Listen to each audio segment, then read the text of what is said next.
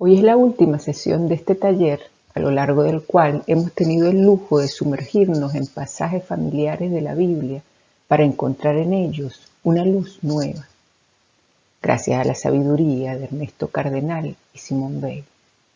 Hoy, de la mano de Armando Rojas Guardia, no será la excepción, pues traigo conmigo a quien es, para mi corazón, el poeta más amado, y de quien, aunque lo conocí en persona muy brevemente, me considero discípulo.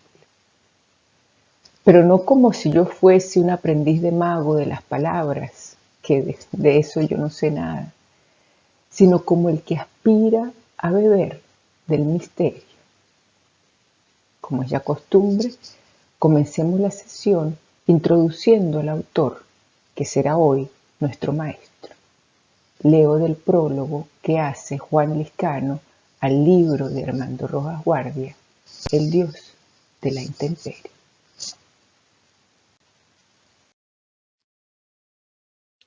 Dice Juan Liscano del poeta venezolano: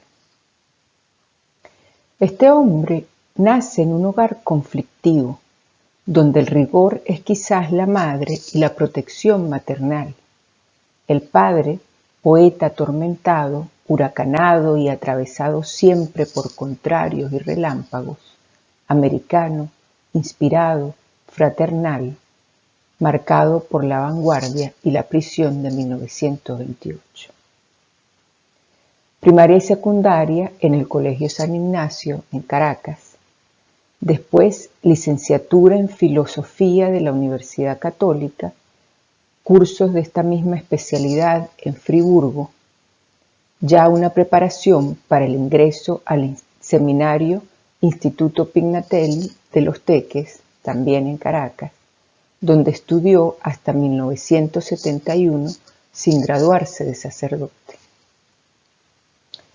Ese hombre, Armando Rojas Guardia, desde su infancia ingresó en la órbita del cristianismo hasta ir acercándose de círculo en círculo al núcleo, hasta querer servir en la alienación deliberada y finalmente detenerse, no caer en servidumbre a falta de hundirse en la noche oscura del alma. Rebelarse contra las formas, no contra la esencia, contra las disciplinas, las concesiones de carácter profesional y carrerista, y lanzarse a la extraordinaria aventura de ser un cristiano liberado,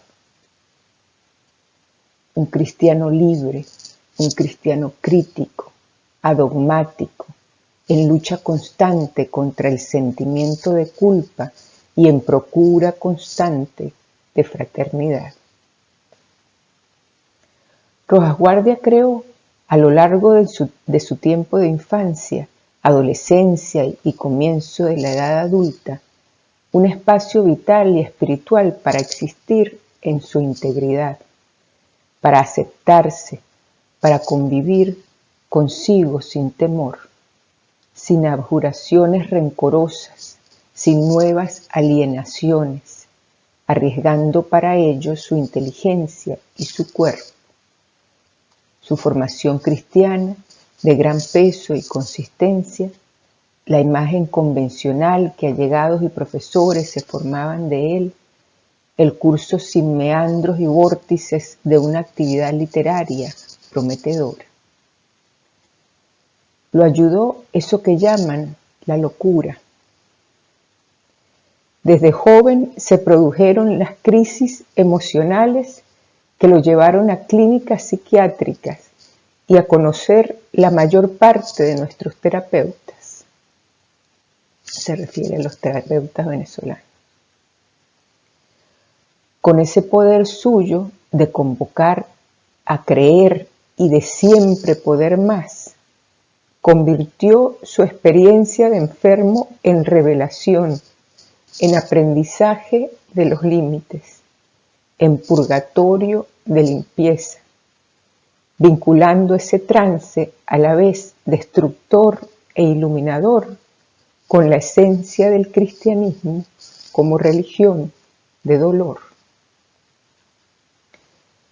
No sé hasta qué punto pudo precipitar las crisis psíquicas su tendencia homosexual, es decir, la insoslayable necesidad ontológica y física de aceptar esa modalidad del deseo, del amor y de la realización sensual. Lo cierto es que la homosexualidad, despojada de sus habituales rencores contra la heterosexualidad y la presencia de la mujer y su significación, están en el centro de sus reflexiones. Rojas Guardia debe haber pasado por terribles tensiones antes de asumir con naturalidad, bondad y plenitud su condición homosexual, pues su alrededor lo acechaba con ferocidad, sobre todo en el campo de lo religioso y en el de la sociedad, como la nuestra, falocrática y machista. La trayectoria espiritual de Rojas Guardia está guiada por dos sentimientos mayores de la verdadera cristiandad: la pasión de la fraternidad y el amor irremediable, irrenunciable. Cristo encarna ambos impulsos y es menester detenerse en la visión suya de Jesús y en su exaltación amorosa de la hermandad entre los seres humanos. Por lo tanto, tras de cruzar su purgatorio, remedo del infierno, define el deseo como un derecho a esperar en el desamparo, en la intemperie, en la duda, en la pasión de existir, en la desmistificación del poder entre los humildes, entre los desvalidos. Afirmo que hay en Armando Rojas Guardia cierta santidad, cierta pureza insólita, cierta inocencia nómada, cierto júbilo inocente. En la sombra propia de la realidad late una posibilidad de sacrificio que me inmoviliza. Para este hombre, ni el mundo ni la especie son obras de Satán, como lo creyeron gnósticos y cátaros, como a veces lo creo yo, cuando el mal establece su poder. Hasta aquí las palabras de Juan Lizcano. Yo me limitaré a confirmar que serán esa insólita pureza rojasguardiana, esa inocencia nómada de la que habla el prologuista, esa casi imposible capacidad de creer, las que hoy nos acompañan.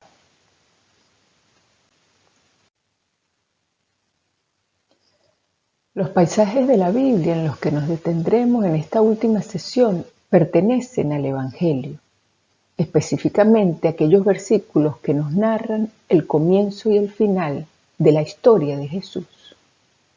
De la mano de Rojas Guardia escucharemos primero a Juan hablando de ese comienzo. En el principio existía la palabra, y la palabra estaba con Dios, y la palabra era Dios. Ella estaba en el principio con Dios. Todo se hizo por ella, y sin ella no se hizo nada de cuanto existe. En ella estaba la vida, y la vida era la luz de los hombres. Y la luz brilla en las tinieblas, y las tinieblas no la vencieron. Y la palabra se hizo carne y puso morada entre nosotros. Y hemos contemplado su gloria, gloria que recibe del Padre como Hijo único, lleno de gracia y de verdad. ¿Y cómo no captar el obvio paralelo que nos conecta con los pasajes de la Biblia que estudiáramos en la primera sesión con Cardenal? Nos decía entonces el Génesis. En el comienzo de todo, Dios creó el cielo y la tierra. La tierra no tenía entonces ninguna forma. Todo era un mar profundo, cubierto de oscuridad, y el Espíritu de Dios se movía sobre las aguas. Entonces dijo Dios, que haya luz, y hubo luz.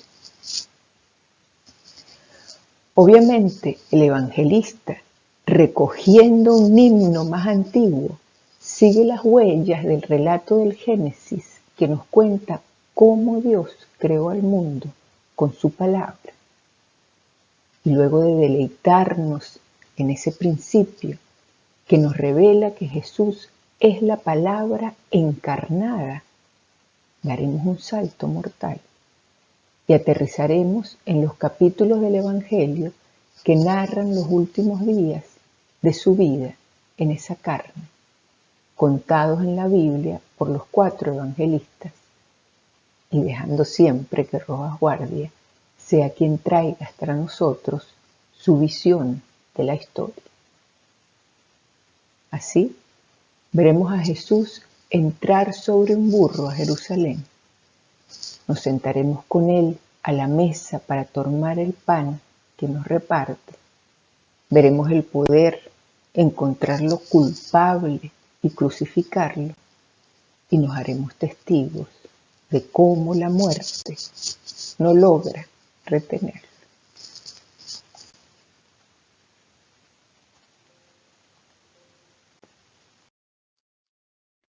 Para recoger la perspectiva del poeta, me apoyaré mayoritariamente en su libro El Dios de la Intemperie, que ha sido para mí una suerte de libro de cabecera desde la adolescencia. Fue el primer libro que leí de Rojas Guardia y recuerdo mi incredulidad cuando pasaba sus páginas y me adentraba cada vez más en el mundo de este autor que escribía de una manera que yo jamás había experimentado. Armando se iba desnudando capa por capa sobre el papel, con precisión matemática, ni una sola palabra fuera de lugar, ni una sola idea desacertada. Y cuando de su mano creía haber explorado ya todos los rincones, el poeta retiraba el último de los velos para llevarme hasta su médula, donde al posar mi mano sentía su corazón latiendo. Además de permanecer junto a mí desde entonces, al Dios de la Intemperie debo también agradecer el haber participado en el Congreso Autores en Busca de Autor de la Universidad Complutense de Madrid, donde en el 2022 presenté la ponencia Armando Rojas Guardia, El Marginado, y que me permitió volver a su libro, acercándome a él con lupa nueva. El Dios de la Intemperie fue publicado cuando el autor tenía tan solo 35 años, y acerca de su texto escribe Juan Liscano en el prólogo. Las notas que componen este libro extraen de lo anecdótico y biográfico, la esencia de una experiencia espiritual definida por el autor, desde un principio como éxodo. Estos textos no son cronológicos ni narran algo, mucho menos forman parte de un plan preconcebido, de un desarrollo planificado. Tampoco aspiran a convencer, exponer, demostrar, informar. constituyen una estructura en la que cada fragmento se relaciona interiormente con el todo, en la que el todo se constela. Coherencia fragmentada. Estamos ante una escritura orgánica, ante un organismo vivo de escritura que respira, se mueve, palpita, se contrae y se expresa. Los textos brotan de una meditación activa, no contemplativa, y son reflexión y creación. Fundamentalmente encuentro, resonancia interior, despojamiento y sí. Presentados el autor y su libro, comencemos.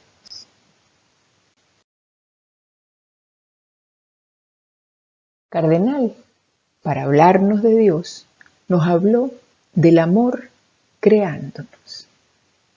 Bey, para hablarnos de Dios, nos habló del Padre que reclama entrega. Y Armando, para hablarnos de Dios, viene a hablarnos de la palabra.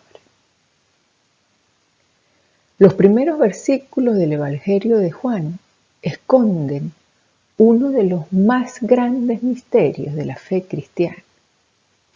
Leámoslos de nuevo.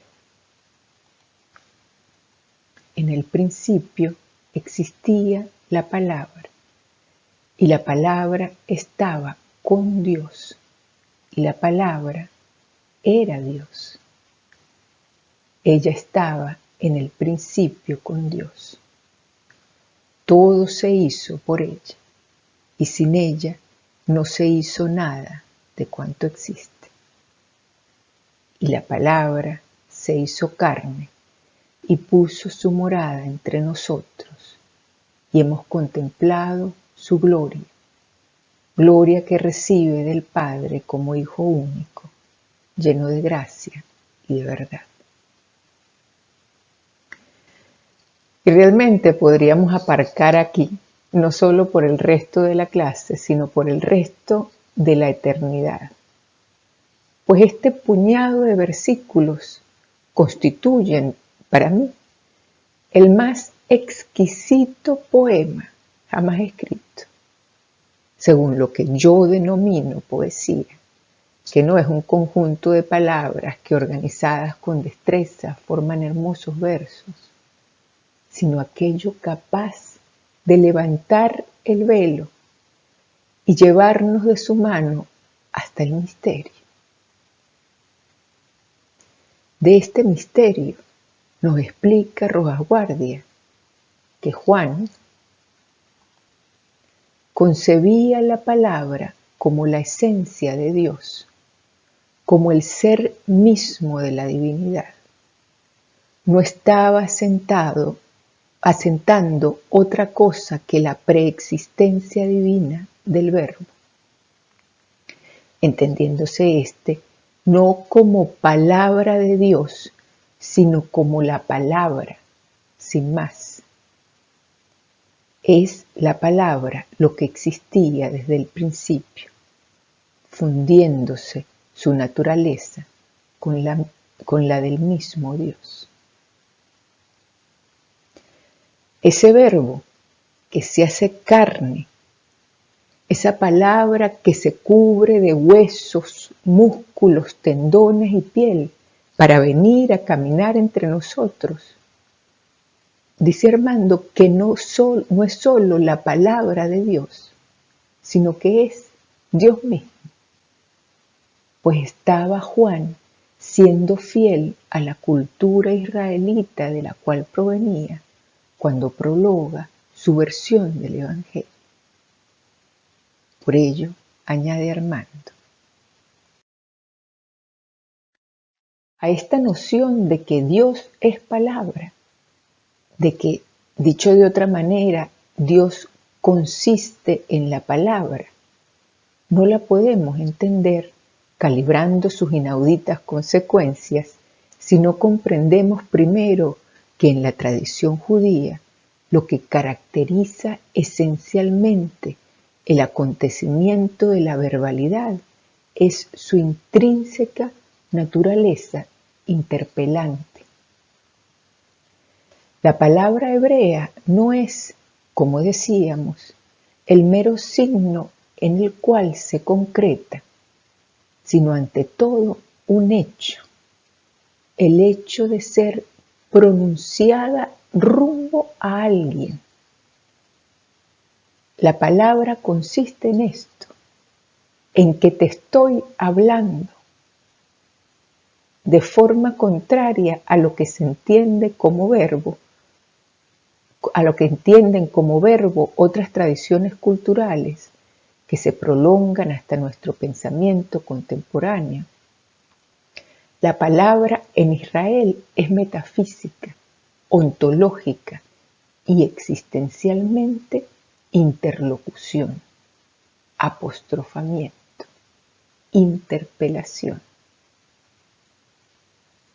Dios es, pues, interpelación. Y un sujeto que quiere conocer a su Creador ha de estar dispuesto a la escucha, abierto a la posibilidad de ser interpelado por esa palabra siempre certera que se posa en nosotros a susurrar verdades. Para hallarle, nos dice Armando, que el hombre debe abrirse a la experiencia única y avasallante de la oración. Y desde allí salir del círculo preestablecido, dejando a un lado patrones ritualistas que restringen la experiencia, adentrándose en un espacio donde quedamos desnudos, finalmente a la intemperie que es encontrar al Dios audible. Es importante hacer aquí un paréntesis para hablar de la desnudez a la que refiere el poeta, pues quizás nos preguntemos en qué consiste, cuáles son las vestiduras que habré de remover.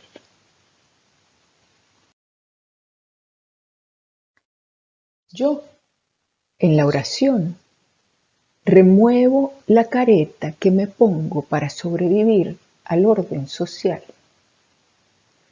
Remuevo mi traje de ingeniero, de escritora, mi vestido de esposa, de hija, de madre, mi atuendo de mujer, y descubro que ante Dios mi desnudez no me avergüenza. Pero alcanzarla requiere navegar un laberinto lleno de callejones sin salida y de voces que desde sus entrañas nos llaman.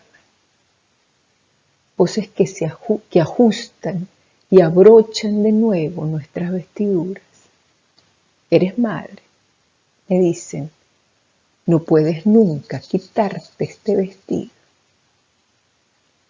Solo la entrega nos permite salir desnudos del laberinto, renunciando a etiquetas que nos definen, encontrando finalmente al ser que nos es dado.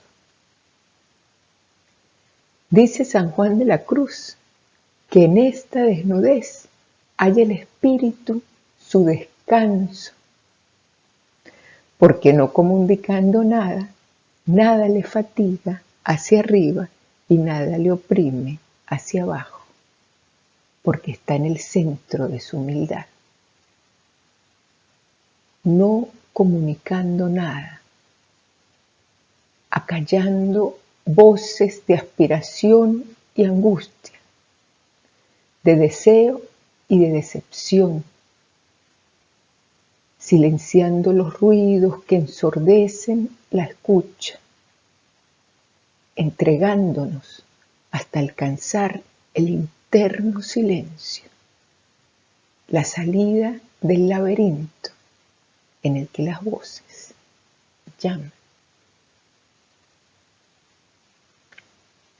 Pero volvamos al poeta, quien tras la experiencia se cuestiona.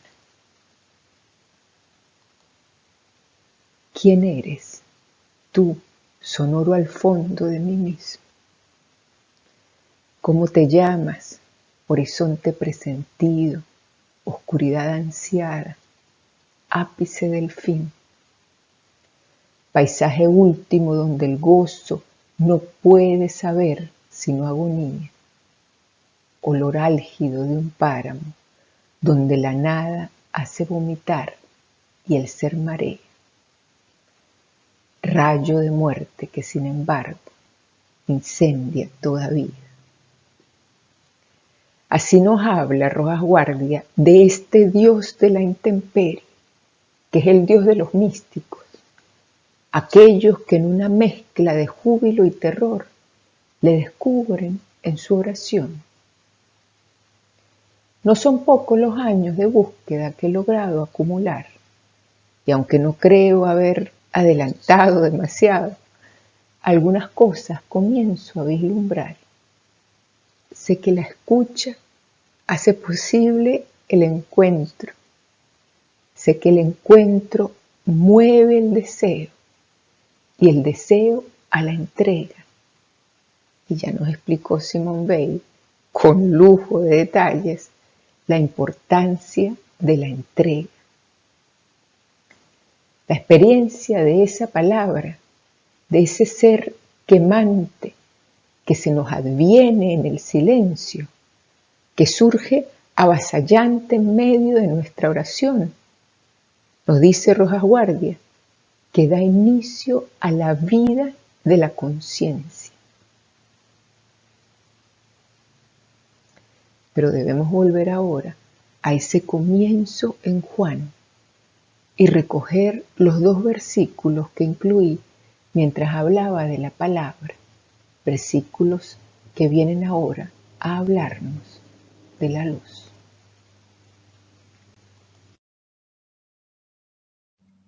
Continúa Juan hablándonos de esa palabra que es Dios y añade: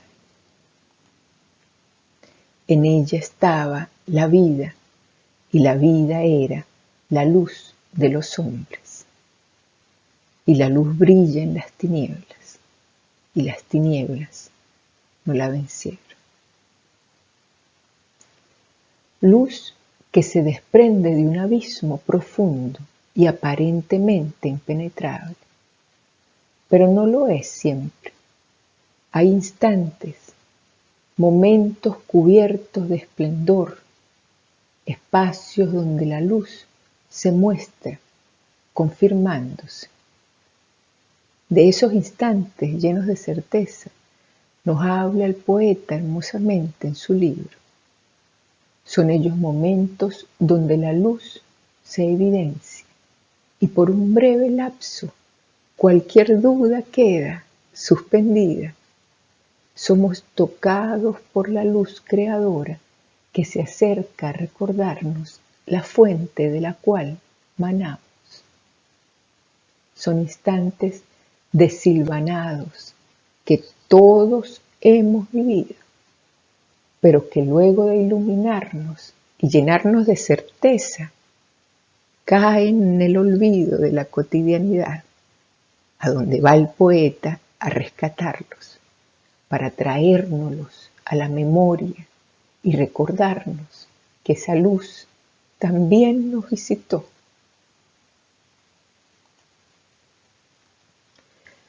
¿Alguna vez supimos algo o creímos entender algo que nos habló?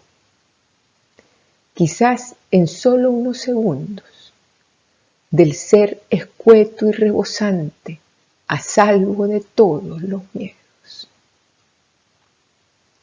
¿Alguna vez comprendimos, atisbamos resplandores que luego no podemos traducir y que por eso mismo olvidamos?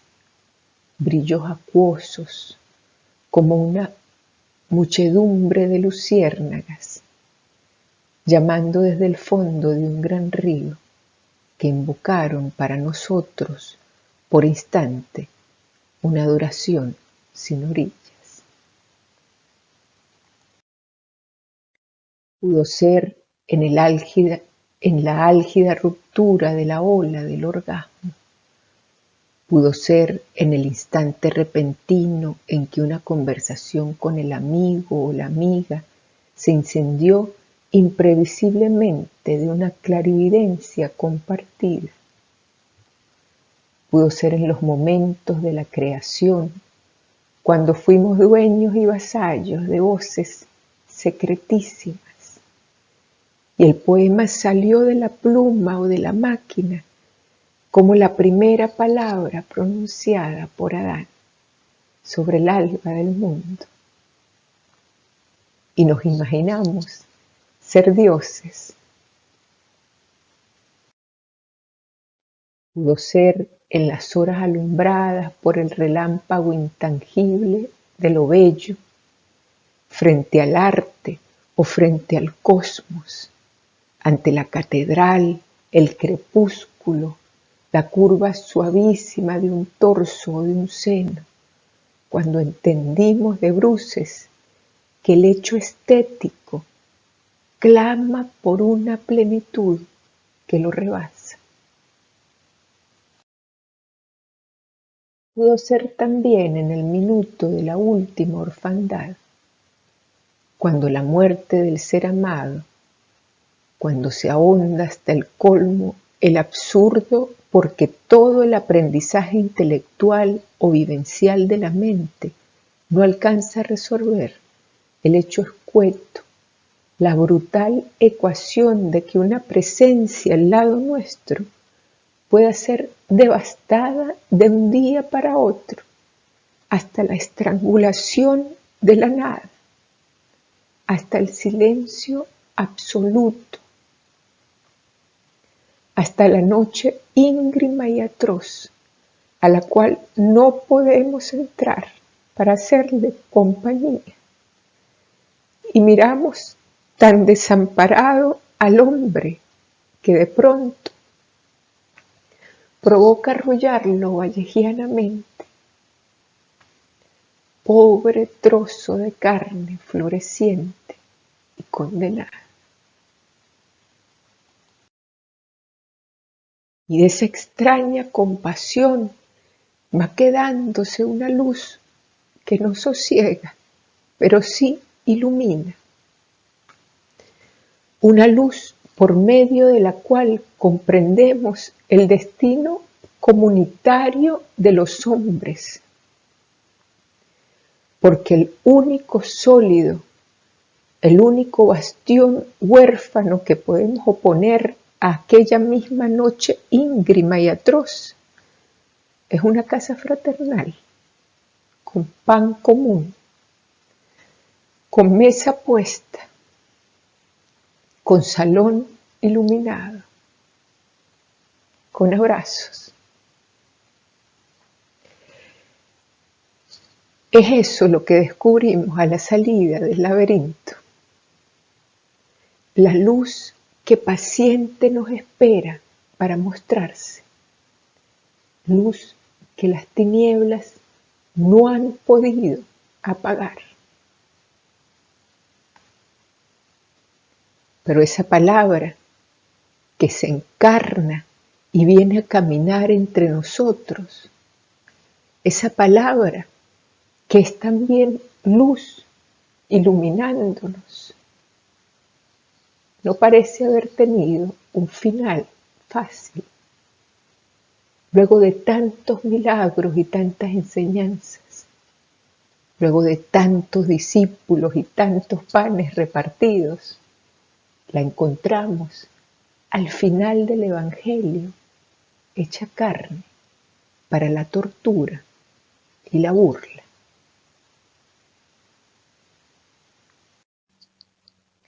Armando, en su discurso del Dios de la intemperie, se detiene en algunos momentos de los últimos días de la historia de Jesús explicándonos lo que él encuentra entre sus líneas. En primer lugar, el poeta nos ubica en la escena que nos muestra a Jesús entrando a Jerusalén. Permítanme que en vez de leerles de la Biblia, les comparta un fragmento de la película de Pasolini, El Evangelio según San Mateo.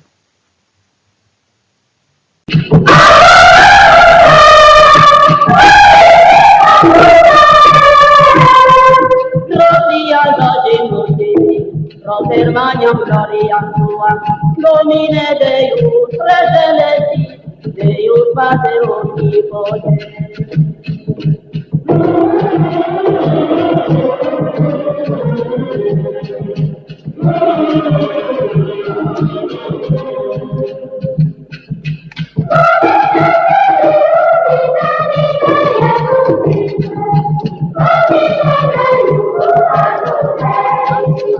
Filius Patris, Vidolis peccata mundi, miserere nos. Es Jesús, el Hijo de David.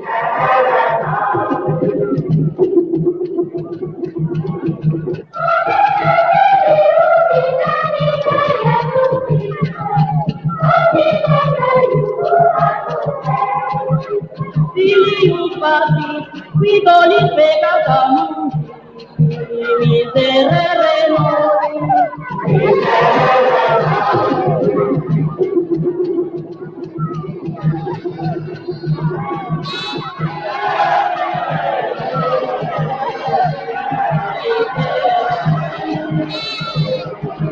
Vidolis peccata mundi, così te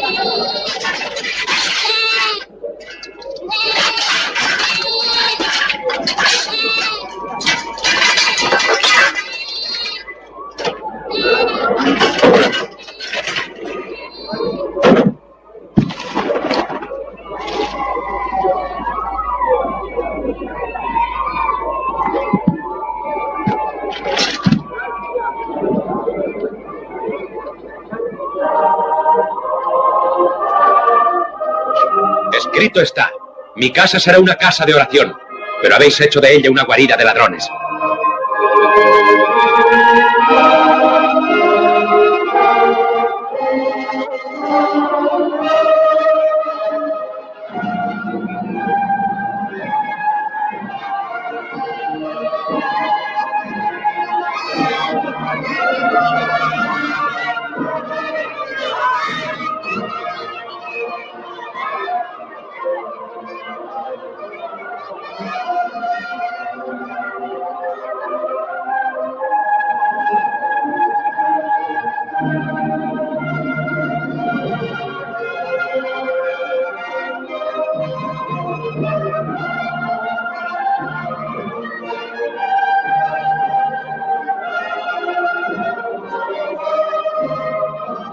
¿Oyes lo que dicen estos?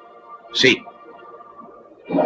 ¿Es que vosotros no habéis leído nunca que de la boca de los niños y de los lactantes has hecho salir las alabanzas? Escuchemos ahora al poeta. ¿Qué decir de la entrada de Jesús en Jerusalén? La entrada del Rey de los judíos, del Mesías, del Hijo de David, en burro. Y aquella chiquillería gritando. Mateo recalca expresamente el hecho inusitado de la algarabía de los niños. Recuerdo que nunca había reparado en este último detalle, tomando conciencia de su gozosa disonancia con respecto a mis anteriores lecturas ortodoxas de la narración evangélica, hasta que vi por primera vez el Evangelio según Mateo de Pasolini, aquella escena risible, casi ridícula, el Mesías haciendo entrada en el templo, el lugar por excelencia de lo absolutamente serio y definitivo, rodeado exclusivamente por una tropa ruidosa de niñitos batiendo palmas. Leamos la imago inaudita sin ningún secuestro catequístico o ideológico. Los sumos sacerdotes y letrados, al ver que los niños gritaban en el templo, «¡Viva el Hijo de David!», le dijeron indignados, «¿Oyes lo que dicen estos?». Jesús les replicó, «Sí, ustedes no han leído aquello de la boca de los niños, saco una perfecta alabanza». Es nítido el contraste que quiere establecer el relato. A nivel de los personajes, de un lado, los sumos sacerdotes y los letrados, la ortodoxia pensante, el poder ideológico más solemnemente y acatado. Del otro, aquellos chiquillos andrajosos y gritones, dando vivas. Curioso rey este, muerto como malhechor y peligroso revolucionario unos días más tarde, quien en el minuto en el que estuvo más cercano a asumir el poder, solo sabe rodearse de la más bullanguera travesura infantil, riéndose alborozadamente de los grandes de este mundo. Sí, el rey en burro, ese personaje estorboso que los poderosos quieren quitar del medio, la palabra que, como nos dijo Juan, estaba en el principio, persiste, denuncia, no calla, y se ha hecho para los poderosos, los denunciados, insoportable.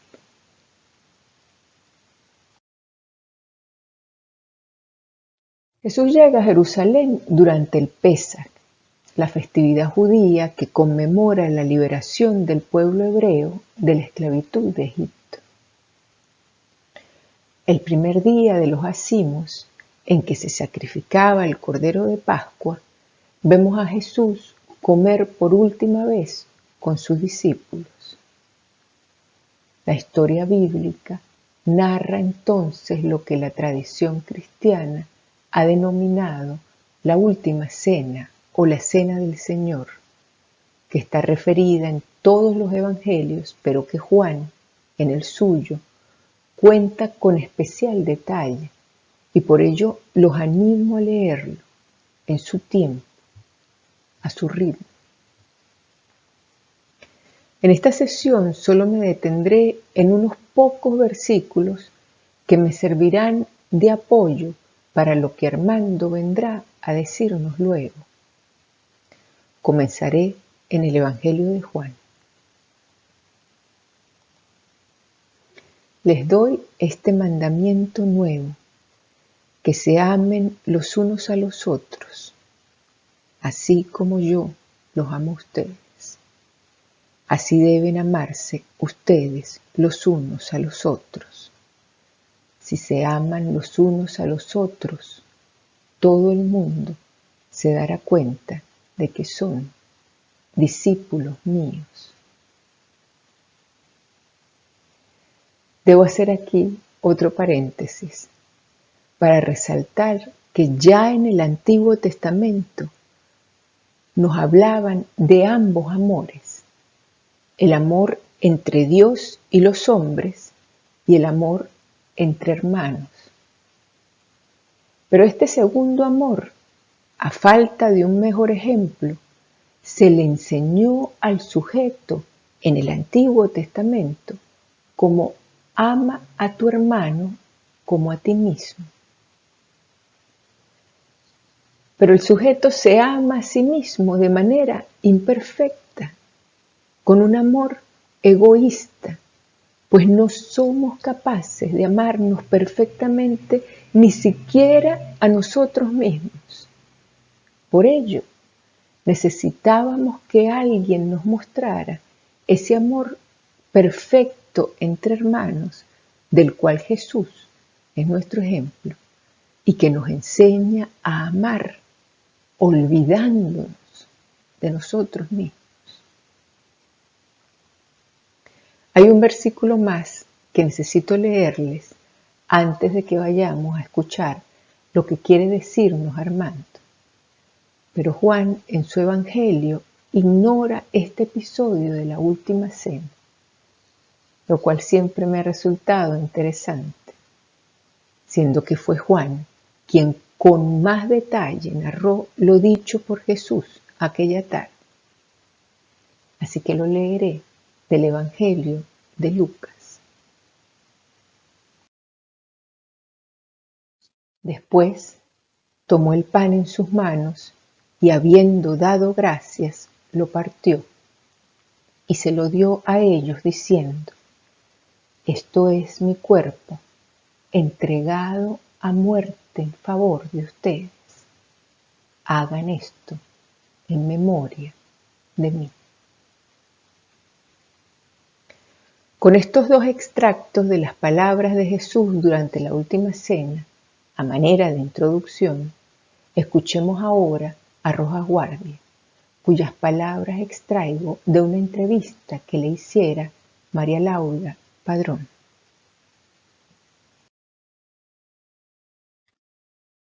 El amor a los otros, creencia fundamental del cristianismo. ¿Cuál es su concepción del amor?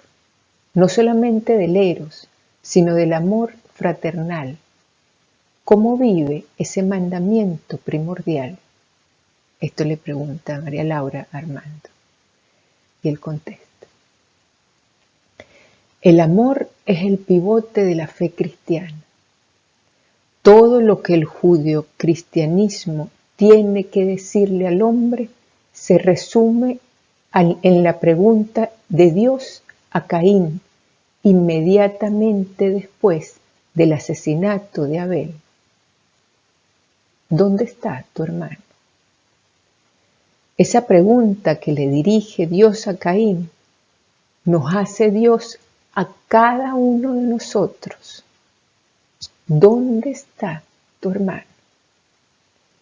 De modo que la fraternidad es el hecho pivotal de la actitud judeocristiana frente al mundo.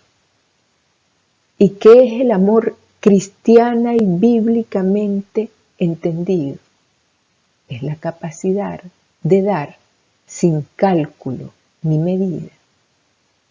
Es el amor que es Dios mismo derramándose íntegro en nuestro corazón. Cristo en el Evangelio, en los 4 evangelios canónicos, nos invita a amar como Dios ama. Es decir, un amor puramente gratuito que no repara en los méritos de aquel que recibe el amor, sino que lo ama de una manera incondicional. Durante toda su vida usted ha procurado amar hasta el extremo, amar dándose. He procurado. Siempre uno está por debajo de esa exigencia, pero ese es el nervio fundamental de mi vida. Quienes lo leemos podemos decir, Armando nos está amando. Así es, porque la poesía es para mí un pan sagrado que se comparte. Yo nunca escribo para mí solo, tengo siempre en la mente al lector. Si establezco una analogía, podría decir que con la poesía pasa lo que ocurre con la Eucaristía, es decir, el acto cristiano por excelencia es el de partir, repartir y compartir el pan. La noche en la que iba a ser entregado al suplicio y a la muerte, Cristo partió, repartió y compartió el pan con sus amigos, diciéndoles que en adelante hicieran ese mismo gesto de partir, repartir y compartir el pan en memoria suya. Por lo que cada vez que en nombre de Jesús partimos, repartimos y compartimos el pan, nos comulgamos los unos a los otros. Bueno, la poesía, analógicamente, se parece a ese gesto eucarístico, porque la poesía es el pan sagrado que es necesario partir, repartir y compartir con los demás. Siendo que esta sesión es nuestra última cena, es justo que juntos tomemos de ese pan que Armando tan generosamente nos compartiera.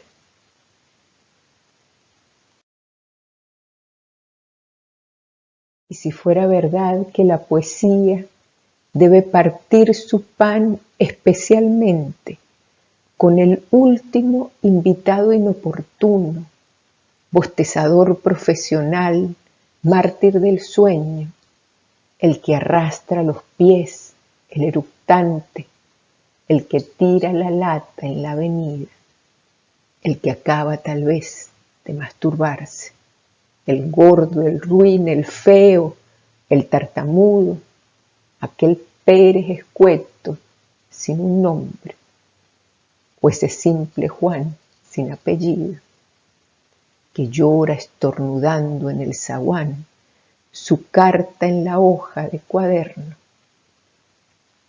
su solicitud de empleo, su estampilla, su foto de domingo junto al árbol, donde un adolescente con acné dibujó un corazón a navajazos. Y si ese corazón fuera la síntesis de lo que quiero decir con estos versos, escritos por cualquiera, un poeta solo, silbando su poema, como todos.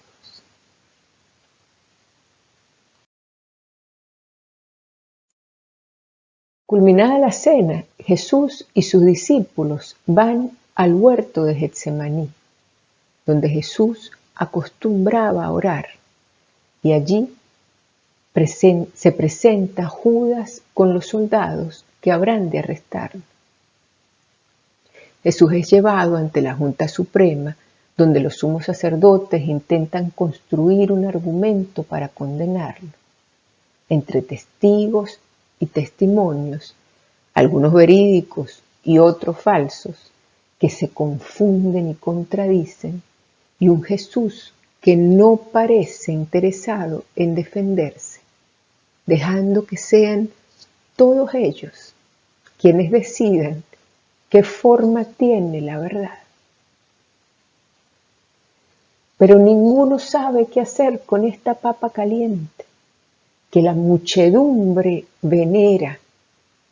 Los sumos sacerdotes, incapaces de construir un argumento de peso, deciden entregar a Jesús a los romanos, para que sean ellos quienes manchen sus manos con sangre.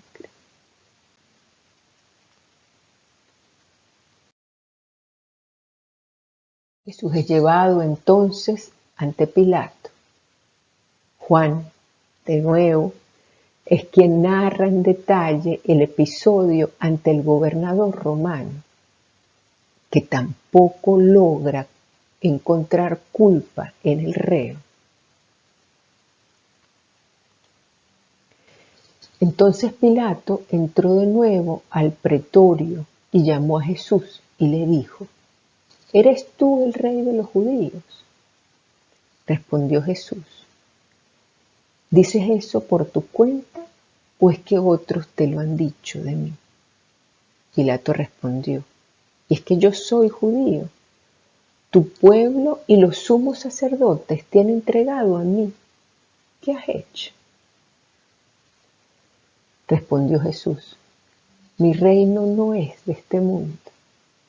Si mi reino fuese de este mundo, mi gente habría combatido para que no fuese entregado a los judíos. Pero mi reino no es de aquí. Entonces Pilato le dijo: luego tú eres rey. Respondió Jesús: sí, como dices, soy rey. Yo para esto he nacido y para esto he venido al mundo, para dar testimonio de la verdad. Todo el que es de la verdad escucha mi voz. Le dice Pilato: ¿qué es la verdad? Aquí termina la conversación entre Jesús y Pilato. Jesús no contesta a la pregunta. Ese ¿qué es la verdad? Se queda suspendido y hasta el día de hoy sigue buscando respuesta. Pilato intenta también salir de esta papa caliente y con la excusa de que el acusado es de Galilea, se lo manda a Herodes, gobernador de esa región que andaba por esos días en Jerusalén.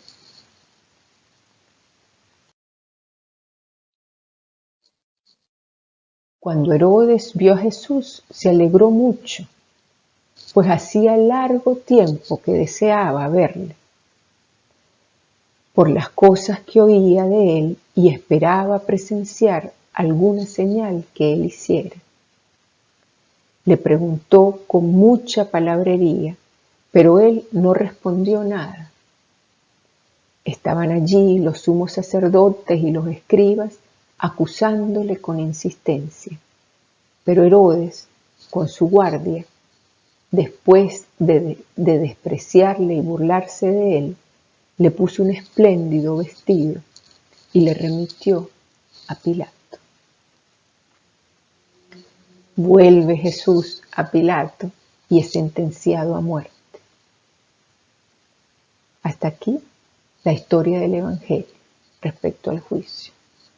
Demos ahora la palabra al poeta y aprendamos lo que él encuentra entre estas líneas.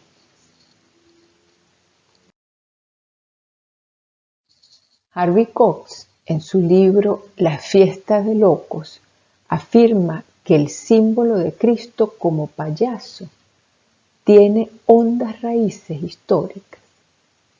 De hecho, la imagen de Jesús que transcriben los relatos bíblicos sugiere en muchos sentidos los símbolos del payaso.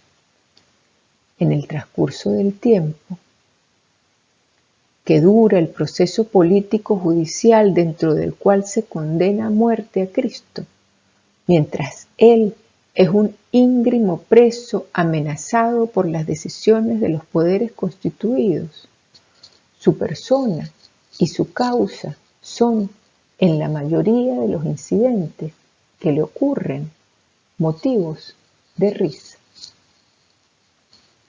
Quizá la más irónica de las burlas que nos pintan los evangelios es la que narra Lucas.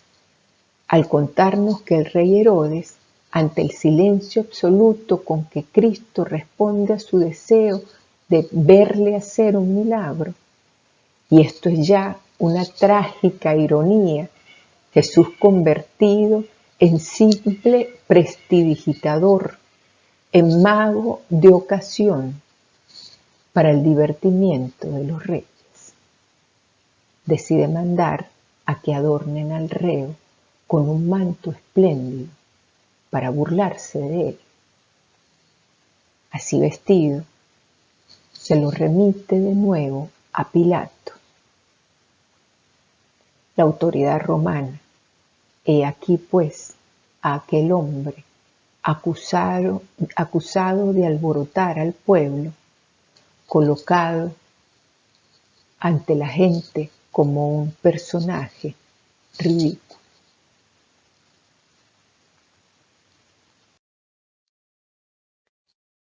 Jesús desmistifica el poder.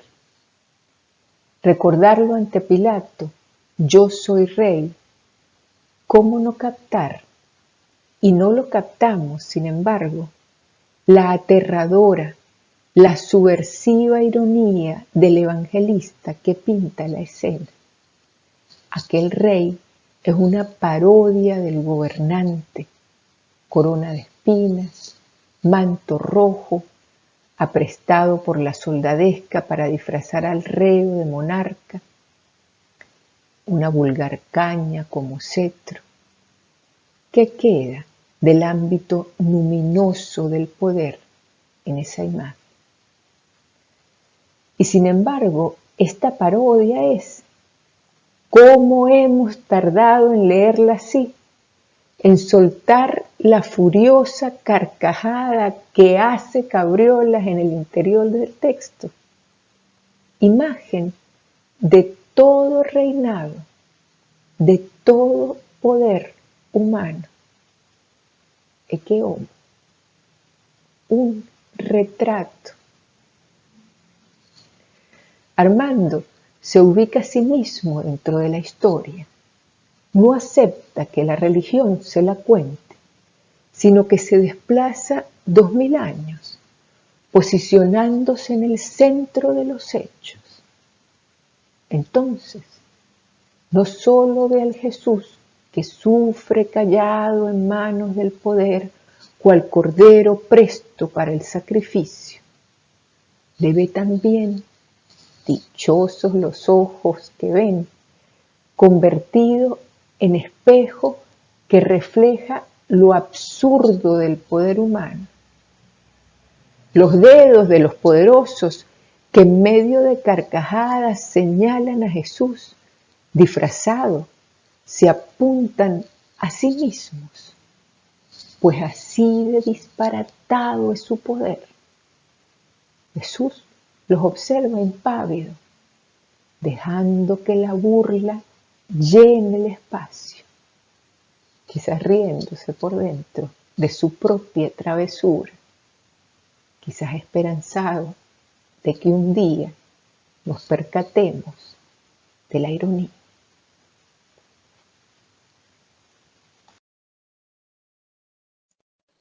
Pero la burla no acaba en el juicio. La burla sigue a Jesús hasta la cruz. En la hora tercia, cuando le crucificaron y estaba puesta la inscripción de la causa de su condena, el rey de los judíos. Con él crucificaron a 2 salteadores, uno a la derecha y otro a la izquierda. Así se cumplió la escritura que dice, fue contado entre los malvados. Y los que pasaban por allí le insultaban, meneando la cabeza y diciendo, tú, que destruyes el santuario y lo levantas en 3 días, sálvate a ti mismo, bajando de la cruz. Igualmente los sumos sacerdotes se burlaban entre ellos, junto a los escribas, diciendo, a otro salvó y a sí mismo no puede salvarse. El Cristo, el Rey de Israel, que baje ahora de la cruz para que veamos y creamos. También le injuriaban los que con él estaban crucificados. No es difícil concluir que aun si en ese momento Jesús se hubiera bajado de la cruz, ni le habrían visto, ni le habían creído, pues se requiere fe, o sea, renuncia, entrega, y de eso ellos no conocían. Demos ahora la palabra a Rojas Guardia. De todas las páginas que narran la pasión y la muerte de Jesús, se desprende un cierto y tácito efecto tragicómico, una desproporción irónica entre la figura desarmada del condenado y las magnitudes de las realidades que le afrentan. Frente a la cruz, los sumos sacerdotes y los letrados bromean entre ellos. Lo impresionante es que todo parece darle la razón a los bromistas. Y Marcos, entre todos los evangelistas, es el primero en subrayar la absurdidad de aquella burla divino-humana en que parece haber terminado la vida de Cristo. Gran majadería quijotesca, la esperanza. Una espiritualidad enraizada en la apuesta por la fraternidad no deja de sentir la escandalosa pequeñez de esa utopía al lado de las dimensiones a veces terroríficas de las otras prácticas y discursos, al lado de las constataciones que cotidianamente hace el escepticismo, al lado del sentimiento de impotencia que acomete a la inteligencia frente a los avances de los poderes tiránicos y deleterios, al lado de los horrores históricos. Sin embargo, para el cristianismo, toda utopía pasa por la inevitable utopía de la cruz. Es verdad que el Evangelio invita a esperar a la crasa imposibilidad del deseo, pero no se trata de atontar ese mismo deseo con el optimismo, con una infantilización ensoñadora. Ningún utopismo ilusionado puede nacer de una esperanza en cuyo centro está estampada la imagen de Dios crucificado. Toda la simbólica de la cruz apunta en la dirección de que existe en la historia humana un tácito grado cero, un puntum crucis, donde el deseo se desfonda y el hombre constata la radical precariedad de sus logros. Ese grado cero no nos permite fáciles ilusiones historicistas. Al puntum crucis que zahiere nuestras pretensiones antropocéntricas, lo alcanzamos todos los días en el cuerpo de los pobres. No solo los pobres de pan, vestido, techo, cultura, sino las víctimas de la crueldad. Los enfermos, los incurables, los moribundos, los que han perdido el ser amado. Ellos son la inocultable memoria del mal ontológico, la pregunta dirigida a nuestro propio endiosamiento. así, el rostro de los pobres es la otra cara de aquel eje inmóvil de precariedad contra el cual se estrella la confianza narcisista en la simple entonación de la historia, como supuesta solución al enigma del sufrimiento, a la angustia del deseo. Los pobres son nuestro espejo, el dedo que nos estigmatiza acusándonos. Son el otro que nos interpela, Dios mismo. Jesús hace un nuevo truco ante nosotros, como antes lo hizo frente a los poderosos.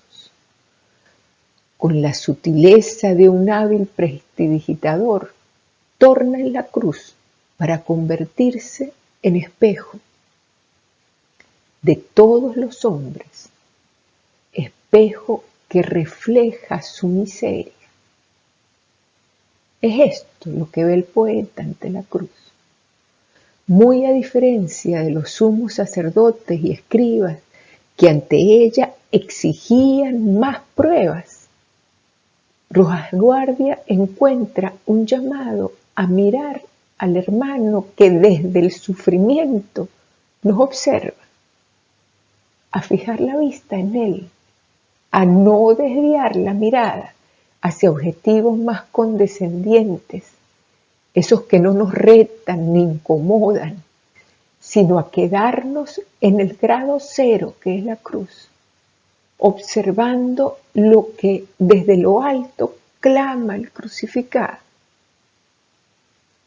En la cruz, ese Quijote sin Sancho vuelve a presentarnos la pregunta que Dios hizo a Caín. ¿Dónde está tu hermano?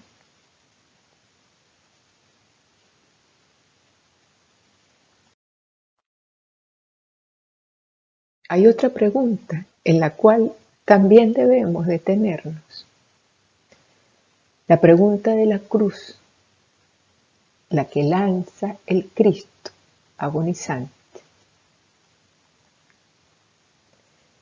Desde la hora sexta hubo oscuridad sobre la tierra hasta la hora nona. Y alrededor de la hora nona clamó Jesús con fuerte voz: Elí, Elí, lema sabactani. Esto es, Dios mío, ¿por qué me has abandonado? La palabra se hace pregunta, y de ello nos dice el poeta. El cristianismo representa el postulado de que la historia de Jesús manifiesta a Dios, nada menos que a Dios, haciéndose pregunta. La concepción central del cristianismo es aquella que descansa en este presupuesto. Cuando el ser humano, ávido de seguridades, va a buscar a Dios para que éste le responda consoladoramente, Dios hace todo lo contrario a lo esperado. Muere, asesinado por el poder religioso y político, gritando, preguntando: Dios mío, ¿por qué me has abandonado? Dios, en lugar de responder, asume la pregunta humana, la hace suya. Para el cristianismo, Dios toma radicalmente en serio la pregunta humana, el dolor, la injusticia, el sufrimiento escandaloso del inocente, la agonía del niño, los refinamientos de la tortura, la riqueza ostentosa frente al hambre de millones. Dios no barniza todo eso. la llaga de la pregunta humana con una pintura tranquilizadora, con la ortodoxia cómoda, con el optimismo mágico. Dios, desde Jesús, grita a Dios mismo, a sí mismo, esa pregunta.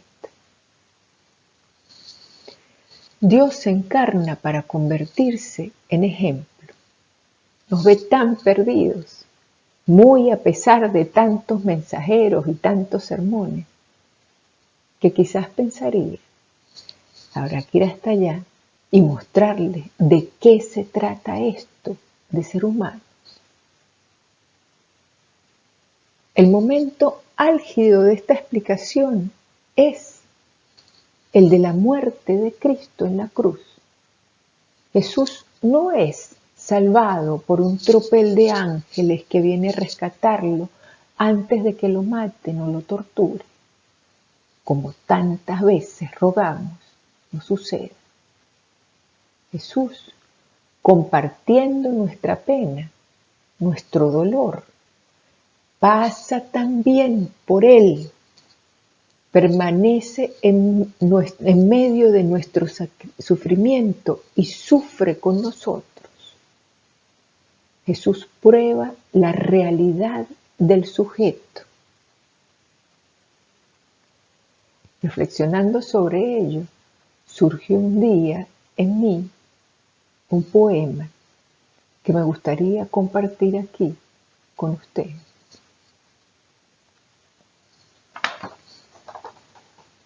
Fue entendida cuando bajaste a caminar mis pasos, cuando tu pecho se supo efímero, herido de brevedad.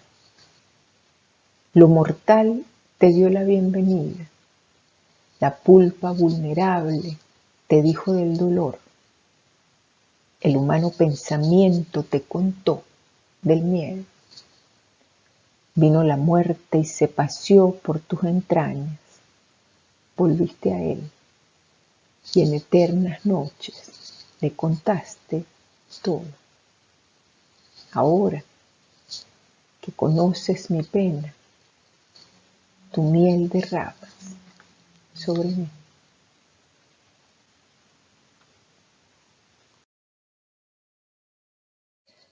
Pero mi poema no contesta la pregunta que se hace Dios a sí mismo.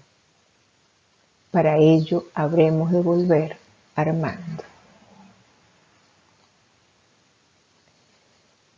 Y entonces puede empezar a percibirse y concretarse la única respuesta posible, la de la libertad, es decir, la de la historia. Porque la resurrección no nos dice que en Jesús Dios arregló por nosotros las cosas, sino que se comprometía hasta el fin con el problema de nuestra existencia. Ese compromiso le dio un sentido a nuestra vida desamparada, el de un amor que ama al otro hasta el límite máximo, hasta compartir totalmente su miseria. Entonces, una esperanza trágica es posible, se resucita si uno ama de esa forma, si uno es capaz de bajar hasta el fondo de la pregunta para compartirla fraternalmente. Esa fraternidad es la única respuesta, la única. Sabemos que hemos pasado de la muerte a la vida porque amamos a los hermanos. La resurrección no es una felicidad pospuesta.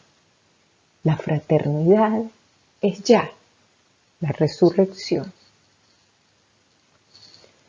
Rojas Guardia nos enseña que solo en el momento en que la fraternidad nos permite hacer nuestro el dolor ajeno, allí, en ese preciso instante, se hará realidad la muerte del que creíamos ser y la resurrección de quien hemos sido siempre.